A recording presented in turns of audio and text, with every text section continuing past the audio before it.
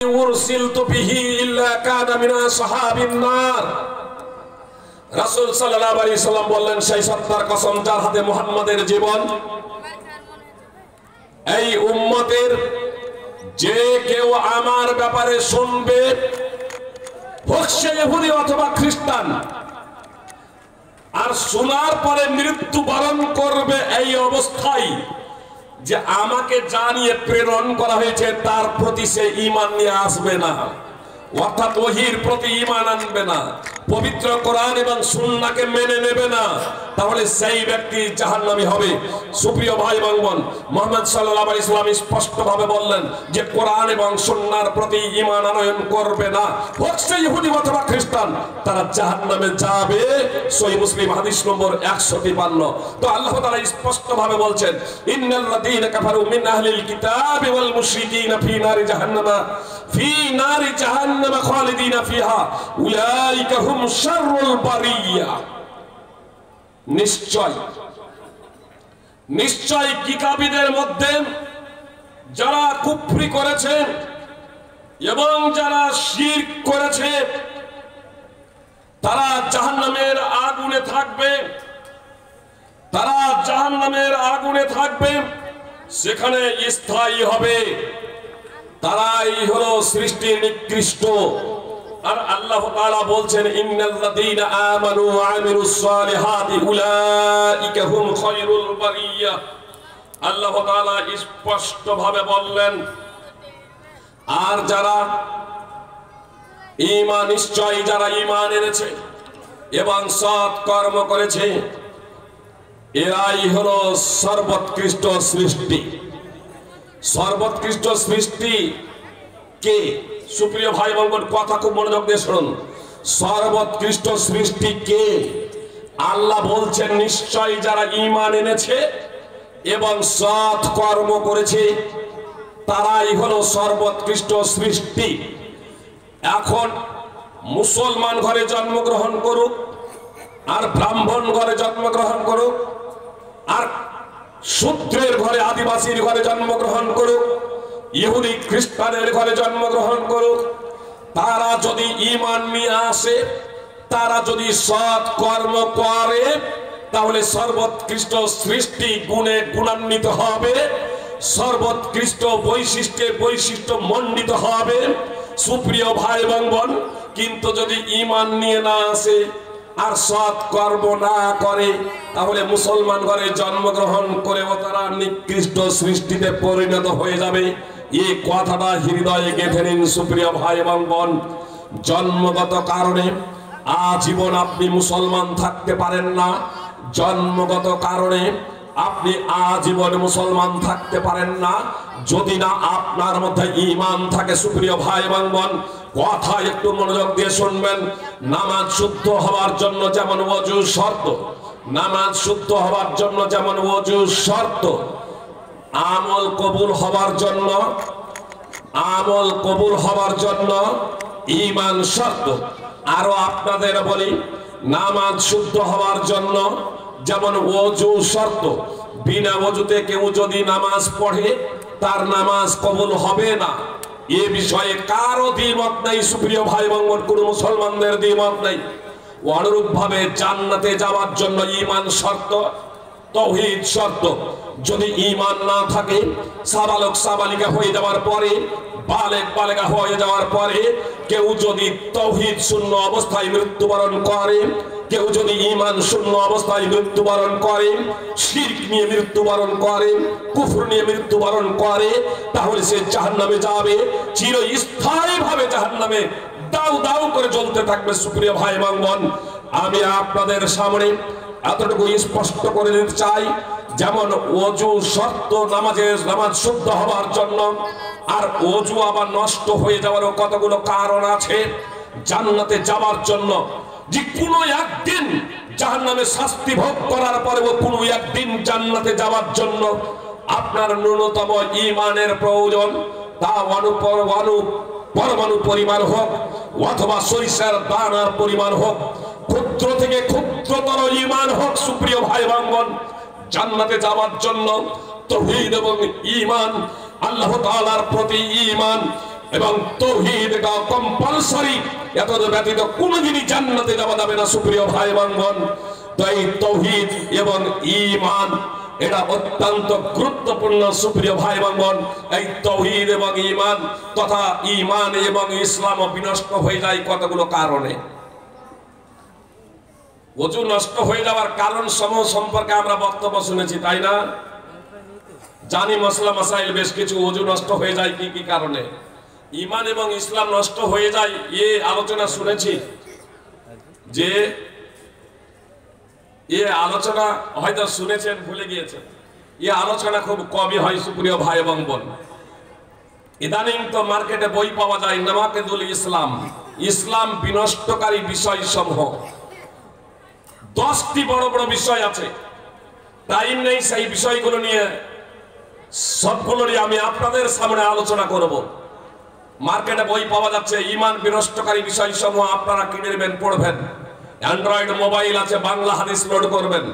বাম দিকে থাকবে বাংলা হাদিস, মিডিলে কোরআন, ডান দিকে গ্রন্থ সমূহ। সেই গ্রন্থ সমূহে সার্চ করবেন, আপনার আকীদা সম্পর্কিত প্রচুর বই পেয়ে যাবেন। আপনার সেখানেই পেয়ে যাবেন ঈমান বিনষ্টকারী বিষয় সমূহ। সুপ্রিয় ভাই বোন, অধ্যয়ন করবেন। অ্যান্ড্রয়েড মোবাইল থেকেও আপনারা পড়তে পারেন। মার্কেটে আপনার বইও কিনে নেবেন। ঈমান বিনষ্টকারী বিষয় সমূহ নাওয়াকিদুল ইসলাম, অথবা আপনার কিতাবুত তাওহীদ মুহাম্মদ বিন আব্দুল ওয়াহাব রাহিমাহুল্লাহ, অথবা সালেহ আল ফাওজানের বিখ্যাত বই কিতাবুত তাওহীদ আমাদের মাতৃভাষাতে হয়ে গেছে। সুপ্রিয় ভাই এবং বোন, সেই বইগুলো কিনে অবশ্যই আপনারা অধ্যয়ন করবেন। আমি আলোচনার সাথে সামঞ্জস্য রেখে একটা পয়েন্ট শুধু আমি আপনাদের বলতে চাই, আর সেই পয়েন্টটা হলো এই যে রাসূলুল্লাহ, সেই পয়েন্টটা হলো এই যে কোরআন এবং হাদিসের যারা মহাপণ্ডিত, যারা স্কলার, আপনার ইসলাম বিনষ্টকারী বিষয় সমূহগুলোকে এক জায়গায় একত্রিত করেছেন, আর 10টি বিষয়ের কথা তারা উল্লেখ করেছেন। 10টির মধ্যে 10ম নম্বর হচ্ছে, 10টির মধ্যে 10ম নম্বর হচ্ছে আল-ইরাদা আনিদ-দ্বীন ওয়া হুয়া লা ইয়াতাআল্লামুহু ওয়া লা ইয়ামালু বিহি। দ্বীন থেকে বিমুখ হয়ে যাওয়া, দ্বীন থেকে বিমুখ হয়ে যাওয়া, দ্বীন থেকে মুখ ফিরিয়ে নেওয়া, দ্বীন শিখে না, দ্বীনের প্রতি আমল করে না। ইমাম ইবনে বাস রাহিমাহুল্লাহ বলেন, আল-ইরাদা আনিদ-দ্বীন আল উসুলিস সালাসা, ইসলামের 3টি মৌলনীতি সম্পর্কে জ্ঞান অর্জন না করা। জি সুপ্রিয় ভাই বোন, আপনি আপনার ছেলে মেয়েকে স্কুল কলেজে পড়ান, কোনো আপত্তি নেই, কিন্তু আপনি যদি আপনার ছেলে মেয়েকে ইসলামের মৌলিক জ্ঞান তথা ইসলামের বুনিয়াদি মূল 3টি বিষয় যদি শিক্ষা না দিয়েছেন, যেদিন আমার আপনার ছেলে মেয়ে সাবালক সাবালিকা হয়ে গেছে, সেই দিনই ইসলাম থেকে তারা বের হয়ে গেছে, ঈমান থেকে বের হয়ে গেছে। মারিফাতুর রব, রবের পরিচয় আল্লাহ তাআলাকে, আল্লাহর পরিচয় সম্পর্কে কেউ যদি না জানে, ইসলাম কি সে সম্পর্কে যদি জ্ঞান অর্জন না করেন, মুহাম্মদ সাল্লাল্লাহু আলাইহি সাল্লামকে সেই সম্পর্কে কেউ যদি না জানে এবং জেনে যদি স্বীকৃতি প্রদান না করে, সুপ্রিয় ভাই বোন, তাহলে আপনি সে অমুসলিম হয়ে যাবে, আর মুসলমান থাকবে না, ধর্মচ্যুত হয়ে যাবে। আল্লাহ বলছেন, ওয়ামান আযলামু মিম্মান দুক্কিরা বিআয়াতি রাব্বিহি সুম্মা আরাদা আনহা ইন্না মিনাল মুজরিমিনা মুনতাকিমুন। আর তার চেয়ে বড় জালিম আর কে, যাকে সিও রবের আয়াত সমূহের মাধ্যমে উপদেশ দেওয়ার পর তা থেকে মুখ ফিরিয়ে নেয়, নিশ্চয়ই আমি অপরাধীদের কাছ থেকে প্রতিশোধ গ্রহণকারী। সূরা সাজদা 32 নম্বর সূরার 22 নম্বর আয়াত। সুপ্রিয় ভাই এবং বোন, ঈমান বিনষ্ট হয়ে যাওয়ার জন্য এতটুকু যথেষ্ট যে তাদেরকে আমরা ঈমান সম্পর্কে, আল্লাহ তাআলা কে সেই সম্পর্কে তাদেরকে শিক্ষা দেব না, দ্বীনে ইসলাম কি সেই সম্পর্কে শিক্ষা দেব না। সুপ্রিয় ভাই এবং বোন, একটু আগে শুনছিলেন যে নামাজের সংখ্যা শতকরা 5 জন। কেন 5 জন? বক্তব্য শুনছেন, প্রতিক্রিয়া হচ্ছে না কেন, প্রভাব পড়ছে না কেন? সুপ্রিয় ভাই এবং বোন, এটা শুধু বক্তার আমলের ত্রুটি এমন না। হ্যাঁ, অনেক বক্তা আছে যারা কোরআন এবং সুন্নাহ অনুযায়ী জীবনযাপন করে না। এটা জনগণের দুর্ভাগ্য যে জাতির সামনে পেশ করা হচ্ছে বক্তব্য, সেই জাতির দুর্ভাগ্য যে তারা বক্তব্য শুনে কোরআন হাদিসের কথা শুনে নিজের জীবনকে পরিবর্তন করতে পারে না। পৃথিবীতে এমন নবী এসেছিলেন যার সদস্য সংখ্যা একজনও ছিল না। সেই নবীর দুর্বলতা ছিল না, সেই নবীর আমলের ত্রুটি ছিল না। সেই জাতির দুর্ভাগ্য যে জাতির কাছে প্রেরণ করা হয়েছিল, সেই জাতি তার ডাকে সাড়া দিতে পারেনি। সুপ্রিয় ভাই এবং বোন, তো আজকে আমাদের পরিবর্তন না হওয়ার অন্যতম কারণ হলো যে আমাদের মধ্যে তো ঈমানই নেই, তো কোরআন এবং হাদিসের কথা শুনে আমাদের ঈমান আপনার বৃদ্ধি হবে কি করে? ঈমান বৃদ্ধি হবে কি করে? সুপ্রিয় ভাই এবং বোন, ঈমান বৃদ্ধি হওয়ার জন্য তো আগে থেকে ঈমান থাকা দরকার। আল্লাহ তাআলা বলেন, ইন্নামাল মুমিনুনা আল্লাযীনা ইযা যুকিরাল্লাহু ওয়াজিলাত কুলুবুহুম ওয়া ইযা তুলিয়াত আলাইহিম আয়াতুহু যাদাতুহুম ঈমানা। মুসলমান তো হলো তারাই যাদের সামনে আল্লাহ তাআলার স্মরণ করা হলে তাদের অন্তর প্রকম্পিত হয় এবং তাদের সামনে আল্লাহ তাআলার আয়াতসমূহ তিলাওয়াত করা হলে তাদের ঈমান বৃদ্ধি হয়। ওয়াইদা তুলিয়াত আলাইহিম আয়াতুহু যাদাতুহুম ঈমানা। সুপ্রিয় ভাই এবং বোন, ঈমানদার হবে তবেই তো নিজের জীবনে পরিবর্তন নিয়ে আসবে। আজকে যা ছিল কালকেও আবার তাই হচ্ছে বক্তব্য শোনার পরে। কেন ঈমানদার নয়? আসলে জীবনে বলবেন যে তাহলে কাফেররা কি মুসলমান হতে পারে না, মুশরিকরা কি মুসলমান হতে পারে না? জি হচ্ছে, আলহামদুলিল্লাহ। তাহলে মানসিকতা থাকা চাই। আল্লাহ বলছেন আল্লাহ বলছেন ইন্না হাদাইনাহু সাবিলা ইম্মা শাকিরা ওয়া ইম্মা কাফুরা। নিশ্চয় আমি মানুষকে সুপথ প্রদর্শন করেছি, হয় সে কৃতজ্ঞ হবে অথবা অকৃতজ্ঞ হবে। সূরা আল-আহজাবের ৩ নম্বর আয়াত। আল্লাহ তাআলা মানুষকে ইখতিয়ার দিয়েছেন, আল্লাহ তাআলা মানুষকে স্বাধীনতা দিয়েছেন। সুপ্রিয় ভাই এবং বোন, আল্লাহ বলছেন ইন্না হাদাইনাহু সাবিলা ইম্মা শাকিরা ওয়া ইম্মা কাফুরা। আল্লাহ তাআলা কোন ব্যক্তিকে বলপূর্বক আপনার ঈমানদার বানিয়ে দেবেন না। কাকে বানাবেন? আল্লাহ নিজেই বলছেন, ইয়াহদি বিহিল্লাহু মান ইত্তাবা রিদওয়ানাহু সুবুলাস সালাম। যে ব্যক্তি আল্লাহ তাআলার সন্তুষ্টি কামনা করে, আল্লাহ বলছেন তাকে আমি পবিত্র কোরআনের মাধ্যমে শান্তির পথ সমূহ তাকে দেখাবো। সূরা মাইদা ৫ নম্বর সূরার ১৬ নম্বর আয়াত। সুপ্রিয় ভাই এবং বোন, সুতরাং আপনার সৌদি আরবে বিগত ৫ বছরে প্রায় ৩.৫ লক্ষ মুসলমান ইসলাম কবুল করেছেন। আপনার গত রমাজানের আগে, যে গত রমাজান মার্চ মাসের শুরুর দিকে আপনার মার্কিন বিশ্ববিদ্যালয়ের মার্কিন বিজ্ঞানী, হার্ভার্ড বিশ্ববিদ্যালয়ের মার্কিন বিজ্ঞানী স্টেম সেল ওষুধের উদ্ভাবক হেনরি ক্লাসেন কালেমায়ে শাহাদাত পাঠ করে মুসলমান হয়ে গেছেন। জি, এইভাবে অনেক মুসলমান হচ্ছে। সেখানে আজকে আমরা জন্মগতভাবে মুসলমান, ইসলাম সম্পর্কে অবগত না হওয়ার কারণে আমরা মনে ভেবে নিয়েছি আমরা তো মুসলমান, অন্তত একদিন জেল খেটে হলেই না হয় জান্নাতে যাব, যদি জান্নাত জাহান্নাম থেকে থাকে। সুপ্রিয় ভাই এবং বোন, এই ধারণা যেদিন আপনি পোষণ করেছেন সেদিনই তো আপনার ধর্ম টুটে গেছে। আপনি তো ধর্মচ্যুত হয়ে গেছেন, মুরতাদ হয়ে গেছেন। জান্নাত জাহান্নাম থাকলে জেল খেটে না হয় জান্নাতে যাব, থাকলে আবার কেমন কথা? সুপ্রিয় ভাই এবং বোন, আপনি কথা খুব মনোযোগ দিয়ে শুনুন। গুণগত কারণে মুসলিম আর অমুসলিম, সুপ্রিয় ভাই এবং বোন, গুণগত কারণে শ্রেষ্ঠতর এবং নিকৃষ্টতর। সবাই যেহেতু বেশিরভাগ বিস্তারিত ব্যাখ্যা বিশ্লেষণে যাচ্ছি না, হাফেজ ইমাদউদ্দিন ইবনে কাসির পবিত্র কোরআনের অনেকগুলো ভাষ্য আছে, শ্রেষ্ঠতম ভাষ্য হলো তাফসীর ইবনে কাসির। তো সূরাতুল আসর, সূরা আসরের ইল্লাল্লাযীনা আমানু এর ব্যাখ্যা করতে গিয়ে হাফেজ ইমাদউদ্দিন ইবনে কাসির রাহিমাহুল্লাহ লিখছেন, ওয়ালা ইয়াকুনুল ঈমানু বিদুনিল ইলম। জ্ঞানার্জন ছাড়া ঈমান অর্জিত হতে পারে না। কথা একটু মনোযোগ দিয়ে শুনবেন সুপ্রিয় ভাই বোন। আমরা তো মুসলমান ঘরে জন্মগ্রহণ করেছি, তাই না? কি বলছেন? আমরা সব মুসলমান ঘরে জন্মগ্রহণ করেছি। আর মুহাম্মদ সাল্লাল্লাহু আলাইহি সাল্লাম বলবেন কুরাইশ, তার পূর্বে করতে করতে কোথায় যাবে? ইসমাইল আলাইহিস সালাম, ইব্রাহিম আলাইহিস সালামের 2 পুত্র ইসহাক এবং ইসমাইল। ইসহাকের বংশে অনেকগুলো নবী রাসূল এসেছিলেন।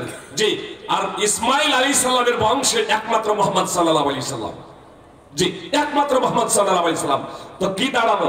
মুহাম্মদ সাল্লাল্লাহু আলাইহি সাল্লাম বিখ্যাত নবী রাসূলের বংশধর হওয়া সত্ত্বেও জন্মগত কারণে ঈমান কি বুঝে উঠতে পারেননি, ঈমানটা কি এটা জানতে পারেননি। বিচক্ষণ ছিলেন, অত্যন্ত বুদ্ধিমান ছিলেন। তার প্রমাণ যদি দেখতে হয়, নবুয়তের আগে দুটো মুহাম্মদ সাল্লাল্লাহু আলাইহি সাল্লাম বিখ্যাত কাজ করেছিলেন। আর রাহিকুল মাকতুম আপনারা অধ্যয়ন করবেন। আপনার একটা প্রায় 20 বছর বয়সে মুহাম্মদ সাল্লাল্লাহু আলাইহি সাল্লাম হিলফুল ফজল নাইনিস্টার প্রতিজ্ঞা বলে একটা সংগঠন প্রতিষ্ঠা করেছিলেন, সাম্যবাদ প্রতিষ্ঠার লক্ষ্য এবং উদ্দেশ্যে, ন্যায় এবং ইনসাফ প্রতিষ্ঠার লক্ষ্য এবং উদ্দেশ্যে।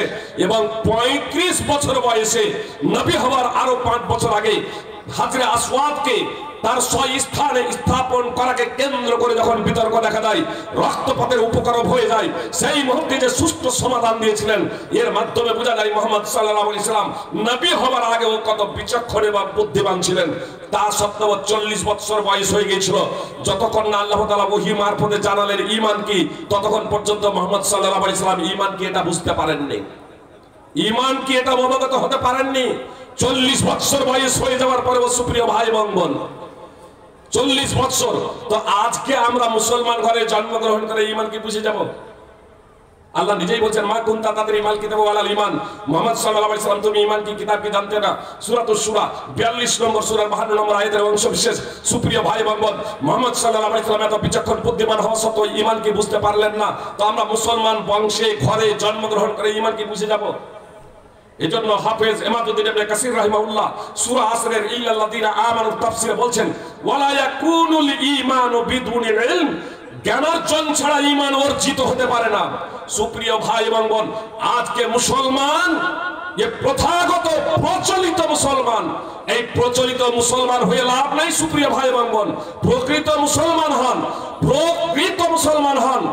আপনি ডাক্তার, ইঞ্জিনিয়ার, ব্যারিস্টার হন, কোনো আপত্তি নেই, কিন্তু ইসলামের যে মৌলিক জ্ঞান নিজে অবশ্যই শিখুন এবং অন্যকে শিক্ষা দিন, নিজের সন্তান সন্ততিকে শিক্ষা দিন। সুপ্রিয় ভাই এবং বোন, এই শিক্ষাটা আপনাকে নিতেই হবে। আলহামদুলিল্লাহ, গৌরীপুর মাদ্রাসা কমিটি যদিও পৃথক ভাবে একবারে সম্পূর্ণ সেপারেট মহিলাদের ব্যবস্থা করতে পারেন নাই, কিন্তু তারপরেও যাতে পুরুষ এবং মহিলা, আমাদের সন্তান সন্ততি যেমন ছেলেরা শিক্ষিত হবে ইসলামী জ্ঞানে, অনুরূপভাবে মেয়েরাও যাতে ইসলামী জ্ঞানে জ্ঞানান্বিত হতে পারে তার ব্যবস্থাটুকু তারা করেছেন। আল্লাহ তাআলা তাদেরকে এর পূর্ণ প্রতিদান দান করুন এবং যারা এই কাজে সহযোগিতা করছেন তাদেরকে আল্লাহ তাআলা পূর্ণ প্রতিদান দান করুন, আমিন।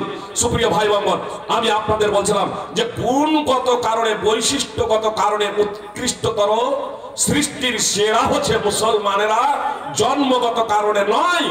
তো এই গুণগত বৈশিষ্ট্যগত কারণ ব্যাখ্যা বিশ্লেষণ করতে গেলে দুটো পর্যায়ে, এক হচ্ছে ঈমান, ব্যাখ্যা বিশ্লেষণ আর সময় নেই। সুপ্রিয় ভাই বোন, শুধু সৎকর্ম প্রসঙ্গে আমি দুটো কথা এখানে বলে দিই যে সৎকর্ম হচ্ছে দুই প্রকারের। এক প্রকার হচ্ছে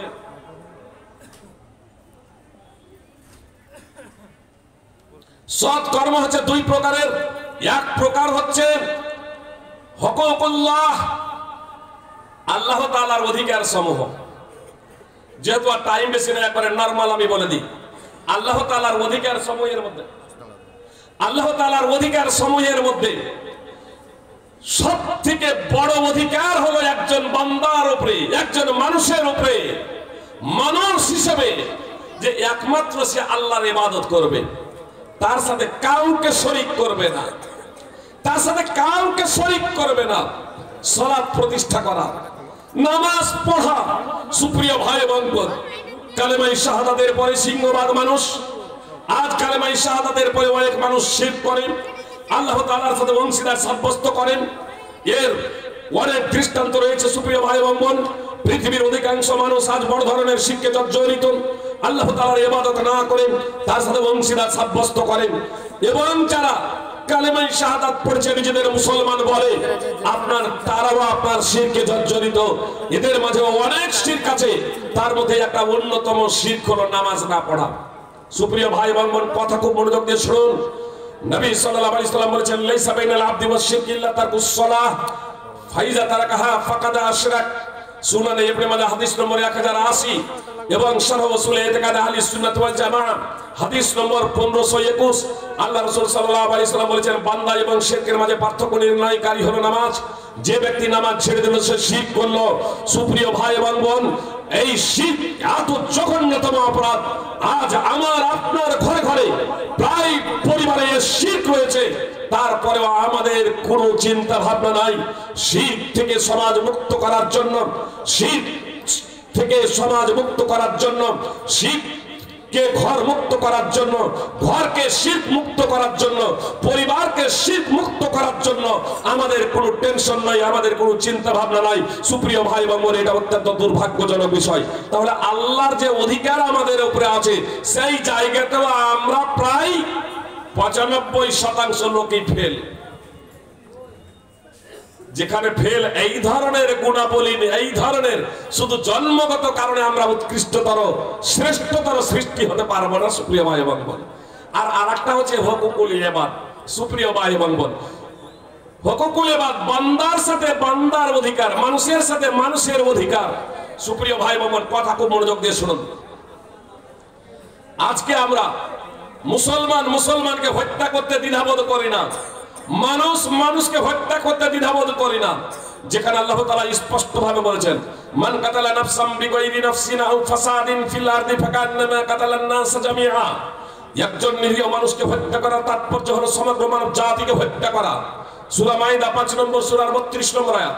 মানুষ হত্যা তো দূরের কথা, আল্লাহ রাসূল সাল্লাল্লাহু আলাইহি ওয়াসাল্লাম স্পষ্টভাবে বলেছেন, উদ্দিবাত ইমরাতুন ফি হিরাতিন হাবাসাতহা হাত্তা মাতাত জুআ ফাদাখালাত ফিহা আন-নার। সহিহ বুখারী মুসলিমের হাদিস। রাসূল সাল্লাল্লাহু আলাইহি ওয়াসাল্লাম বলেছেন, একজন মহিলাকে শাস্তি দেওয়া হবে একটি বিড়ালের কারণে। মহিলাটি বিড়ালটিকে বেঁধে রেখেছিল, অবশেষে ক্ষুধার্ত অবস্থায় মারা যায়, আর এই কারণে মহিলাটিকে জাহান্নামে যেতে হবে।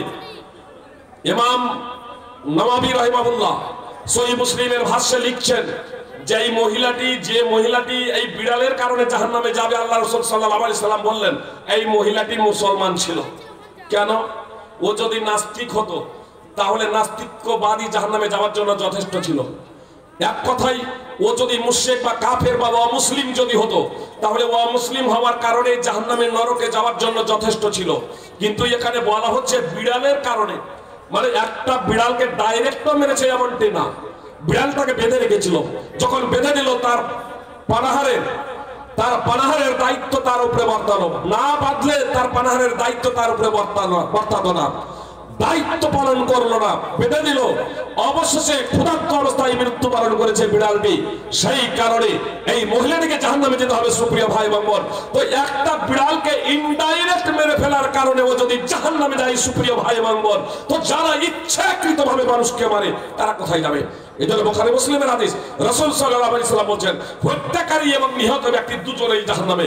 সাহাবায়ে কেরাম বললেন, আল্লাহ রাসূল, হত্যাকারী ব্যক্তি জাহান্নামে যাবে এটা বুঝতে পারলাম, কিন্তু নিহত ব্যক্তি যাকে হত্যা করা হয়েছে সে কেন জাহান্নামে যাবে? মুহাম্মদ সাল্লাল্লাহু আলাইহি সাল্লাম বললেন, সে যে তার ভাইকে হত্যা করার চেষ্টা করেছিল, তো চেষ্টা করার কারণে জাহান্নামে যাবে। সুপ্রিয় ভাই এবং বোন, হুকুকুল ইবাদ, বান্দার এক অপরের অধিকার। সুপ্রিয় ভাই এবং বোন, আমরা ভুলে গেছি, অনেক সময় নামাজিরাও এই বিষয়টাকে একেবারে বিবেচনার মধ্যে রাখি না।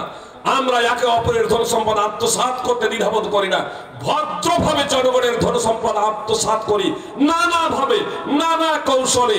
আরে একটা তো আপনার হাজী সাহেব কি আর মৌলভী সাহেব কি, আল্লাহ তাআলা হেদায়েত দান করুন, সমস্ত হাজী সাহেব আর সমস্ত মৌলভী সাহেব না, কিছু মানুষ আছে পৃথিবীতে নামাজিরা। সুপ্রিয় ভাই এবং বোন,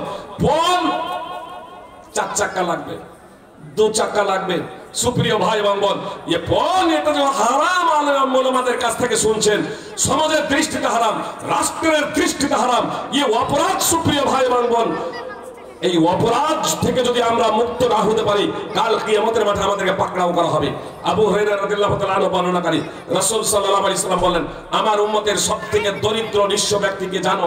তখন সাহাবায়ে কেরাম বললেন, মাল্লা দিরহাম লাহু ওয়ালা মাতা, যার ধন সম্পদ নাই, যার টাকা পয়সা নাই, সেই হলো সবথেকে দরিদ্র, সেই হলো নিঃস্ব। রাসূল সাল্লাল্লাহু আলাইহি সাল্লাম বললেন, আমার উম্মতের মধ্যে সবথেকে দরিদ্র নিঃস্ব হচ্ছে সেই ব্যক্তি যে নামাজ, রোজা, যাকাত নিয়ে এলো, অপরদিকে কাউকে গালমন্দ করেছে, কাউকে মেরেছে, কারো রক্ত ছড়িয়েছে, কারো ধন সম্পদ আত্মসাৎ করেছে।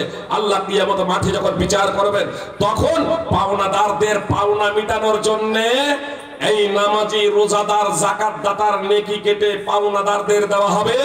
একটা পর্যায়ে দেখা যাবে নামাজি, রোজাদারের, যাকাতদারের আর কোনো নেকি অবশিষ্ট থাকবে না।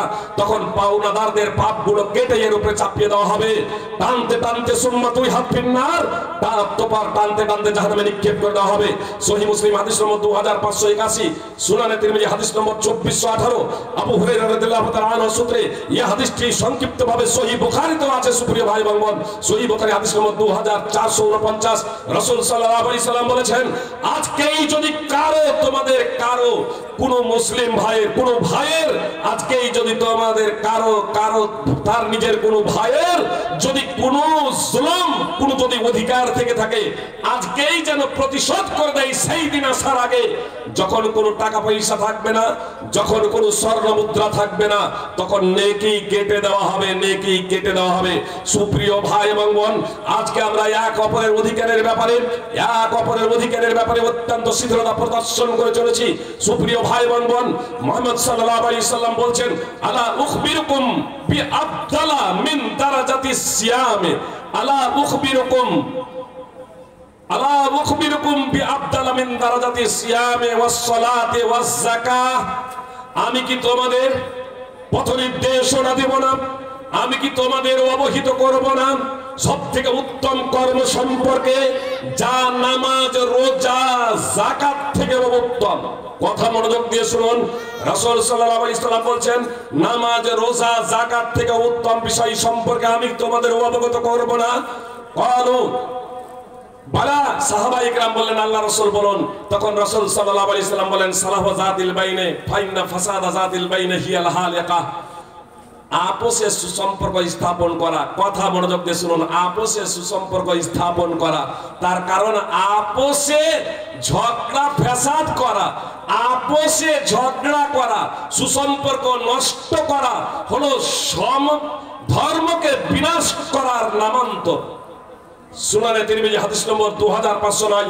সুপ্রিয় ভাই এবং বোন, একটি হাদিস শেষ শুনুন আমার মাধ্যমে। একটি হাদিস খুব গুরুত্বপূর্ণ এই প্রসঙ্গে। সুপ্রিয় ভাই এবং বোন, একটি হাদিস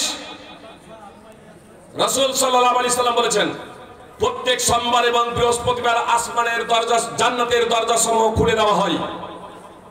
আর একটি বর্ণনায় আছে যে আমলকে পেশ করা হয়, অর্থাৎ আল্লাহ তাআলার সামনে আমলকে পেশ করা হয়। মুহাম্মদ সাল্লাল্লাহু আলাইহি সাল্লাম বলেছেন, জান্নাতের দরজা সমূহ প্রত্যেক সোমবার এবং বৃহস্পতিবার খুলে দেওয়া হয়। তারপর সকল বান্দাকে ক্ষমা করে দেওয়া হয়, সকল মানুষকে ক্ষমা করে দেওয়া হয়, সেই লোক ছাড়া, সেই মানুষ ছাড়া, সেই বান্দা ছাড়া যে আল্লাহর সাথে শিরক করে তাকে ক্ষমা করা হয় না। কিন্তু সমস্ত মানুষকে ক্ষমা করা হয়, এক মুশরিক ছাড়া, যে শিরক করে তাকে ক্ষমা করা হয় না। তার সাথে সাথে আল্লাহ রাসূল সাল্লাল্লাহু আলাইহি সাল্লাম বললেন যে সেই মুসলমানকে, ঈমানদারকেও ক্ষমা করা হয় না, সেই আল্লাহওয়ালা তাওহীদ পন্থীকেও ক্ষমা করা হয় না, যারা আপন ভাইয়ের সাথে অর্থাৎ দ্বীনি ভাই, ধর্মীয় ভাই, একে অপরের সাথে কথাবার্তা বলাবলি বন্ধ করে দেয়, আপোষে হিংসা বিদ্বেষ পোষণ করে, শত্রুতা অন্তরে রাখে। বলা হয় ফেরেশতাদের, আনজিরু হাযাইনা হাত্তা ইয়াস্তালিহা, আনজিরু হাযাইনা হাত্তা ইয়াস্তালিহা, আনজিরু হাযাইনা হাত্তা ইয়াস্তালিহা। এদেরকে ছেড়ে দাও ততক্ষণ পর্যন্ত যতক্ষণ না তারা আপোষ মীমাংসা করে নাই। এদেরকে ছেড়ে দাও, অবকাশ দাও, সুযোগ দাও যতক্ষণ না তারা আপোষে নিজেদের আপোষ মীমাংসা করে নাই। এদেরকে সুযোগ দাও যতক্ষণ না তারা আপোষ মীমাংসা করে নাই। সুপ্রিয় ভাই এবং বোন, সহিহ মুসলিমের হাদিস নম্বর 2565, সুনানে তিরমিজি হাদিস নম্বর 2023। সুপ্রিয় ভাই এবং বোন, কথা খুব মনোযোগ দিয়ে শুনুন।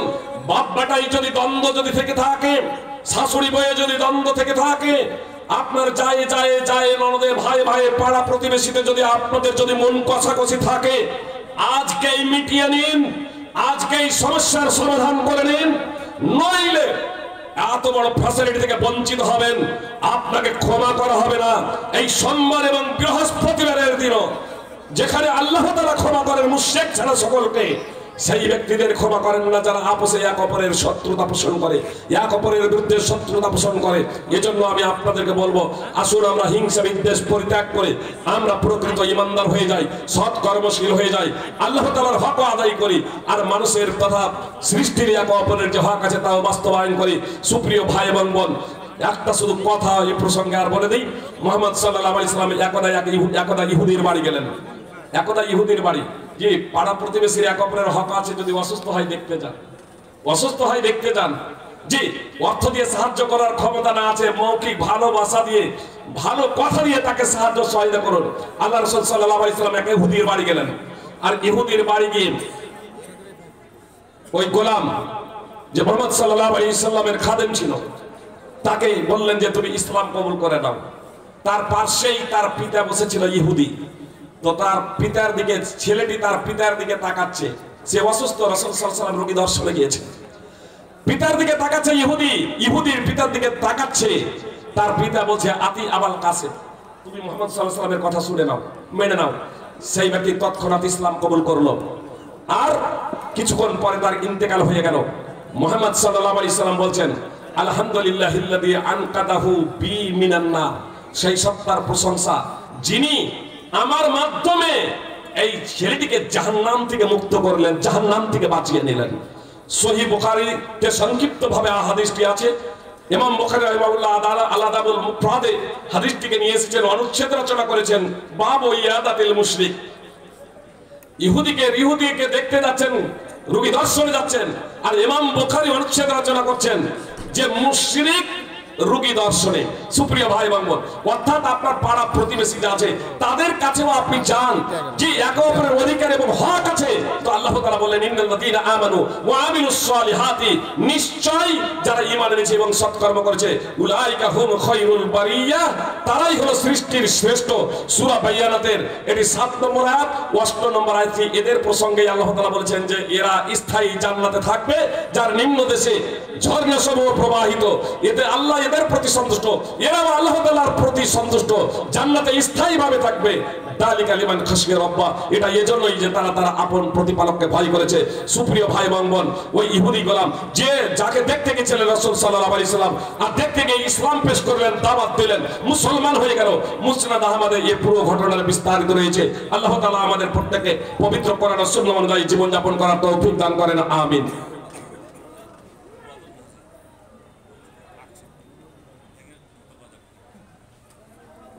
একটা বিষয় জিজ্ঞেস করেছেন, শেখ সাহেব বলছেন যে পুরাতন মসজিদ আছে, লোক ধরছে না, মানে মসজিদ ছোট হয়ে গেছে, তো সেটাকে ভেঙে বড় করা যাবে কিনা?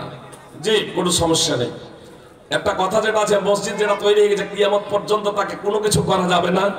জি, সঠিক নয়, এটা সঠিক নয়, সঠিক নয়। এজন্য মসজিদ আছে, তার সম্প্রসারণ করার প্রয়োজন পড়েছে, সেটা ভেঙে আবার সম্প্রসারণ করবেন, এখানে কোনো সমস্যা নেই। আল্লাহ তাআলা আমাদের প্রত্যেককে পবিত্র করার রাসূল অনুযায়ী জীবন যাপন করার তৌফিক দান করেন, আমিন। আসসালামু আলাইকুম ওয়া রাহমাতুল্লাহি ওয়া বারাকাতুহু। ওয়া আলাইকুম আসসালাম। মাশাআল্লাহ।